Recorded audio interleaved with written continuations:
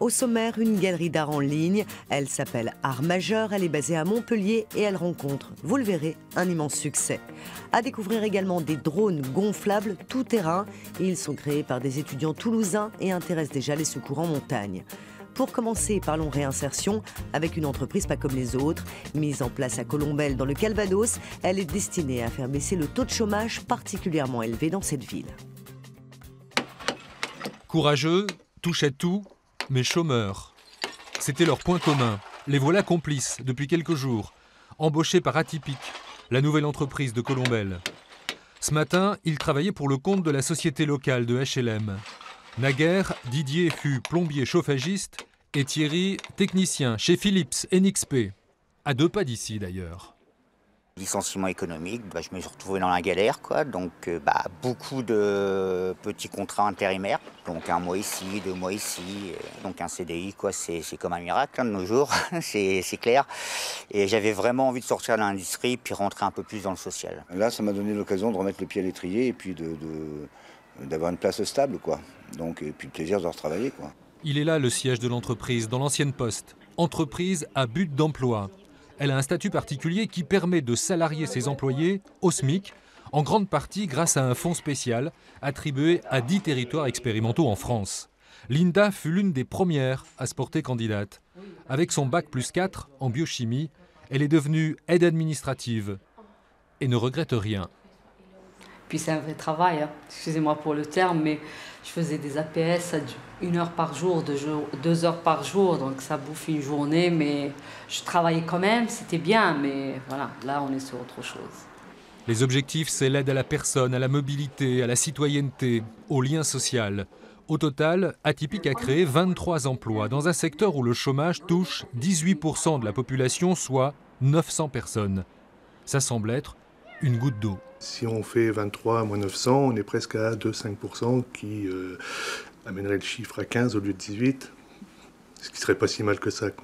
L'horizon est toujours à 35 salariés en fin d'année et le double en 2018. 70 salariés, c'est déjà plus qu'une petite entreprise.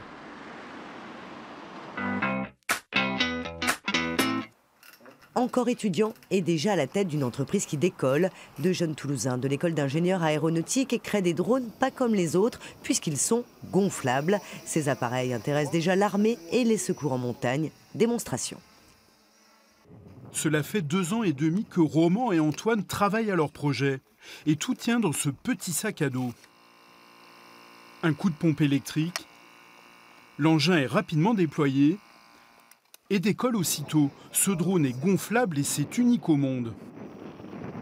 C'est très solide. Là, on utilise un tissu qui est très résistant aux déchirures et qui peut se poser même sur des cailloux, sur des surfaces rocailleuses. Et donc, par exemple, s'il vient à se poser brutalement, le bras va plier sans prendre de dégâts. On peut orienter la nacelle avec ce joystick de manière à... Ce matin, la démonstration est importante. La gendarmerie de haute montagne et le directeur de la station de Formiguère viennent tester ce drone tout-terrain. Sur l'écran, la caméra thermique embarquée montre des randonneurs. À cette époque de l'année, pas de neige, mais en hiver, en cas d'avalanche, ce drone pourrait s'avérer très utile. Le drone, par exemple, avec l'option caméra thermique, pourrait permettre de faire des reconnaissances assez poussées, assez rapides, de zones assez vastes, beaucoup plus rapidement que l'homme. Le drone pourrait également nous préciser, tiens, là il y a eu un hiver, une avalanche, est-ce qu'on voit des traces de ski, est-ce qu'on voit des... Et voilà, et ainsi permettre, non pas de remplacer l'homme, mais d'adapter les moyens en conséquence. S'il a neigé, on ne peut pas avoir accès, je dirais, avec des scooters par exemple, des scooters de neige ou avec de la motorisation, des véhicules motorisés. Donc on est obligé d'y aller à pied. Donc on voit bien que pour arriver à l'endroit où effectivement il y a l'avalanche, si l'hélico ne peut pas décoller, c'est extrêmement long. Donc avec un drone comme ça, on peut y aller relativement vite. Encore étudiants en école d'ingénieurs aéronautiques, Roman et Antoine ont déjà lancé leur start-up et sont 4 à travailler dans cet atelier sur ces drones gonflables. Alors Antoine, vous avez ce drone qu'on a vu voler, mais il n'y a pas que celui-là, vous en avez des plus grands aussi. Tout à fait, donc ça, celui-ci c'est notre modèle SP20. On va avoir le MP40 et le HP150, donc un modèle encore plus gros.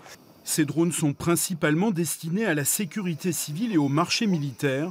La toute jeune entreprise prévoit déjà une dizaine de ventes en 2018, en France et à l'étranger.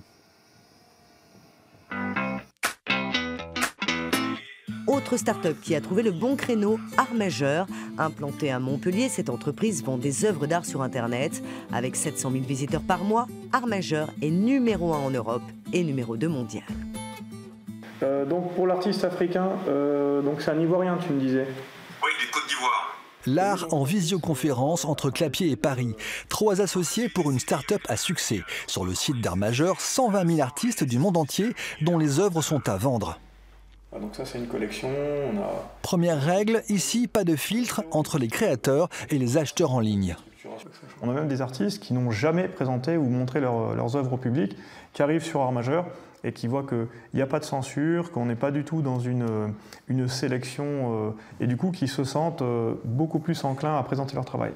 Pas de sélection, pas de commission non plus. La PME se rémunère avec les services qu'elle propose aux artistes. Photos illimitées ou protection légale. Parfois même, Armageur fait des cadeaux aux pinceaux prometteurs.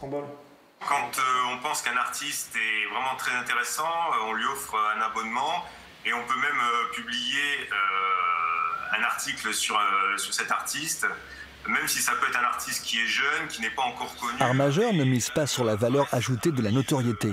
Son credo, c'est la découverte, dans tous les styles et à tous les prix. On a une moyenne des œuvres vendues qui se situe à peu près dans les 600-700 euros, mais la gamme des prix va vraiment de 50 euros à 20 à 30 000 euros. Imaginons maintenant que l'une de ces machines volantes ne rentre pas dans mon salon. Comme sur les principaux sites de vente, je peux la retourner sous 14 jours. Et c'est ce qui va permettre au client d'être rassuré, d'acheter son œuvre. Il sait que s'il y a une difficulté, n'importe quoi, il peut la renvoyer. Et du coup, l'acte d'achat va se démocratiser. Yann, Samuel et Nicolas débordent de projets. Le prochain est l'ouverture d'un showroom à Paris d'ici Noël. En attendant, ils évacuent la fatigue de l'écran grâce à l'art du baby-foot.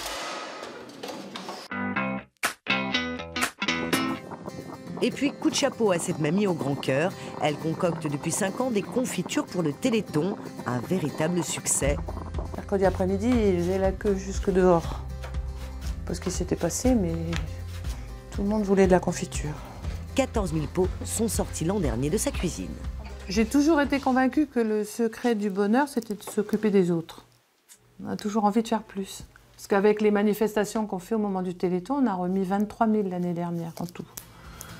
Et cette année, Dominique voit encore plus grand et espère récolter 25 000 euros.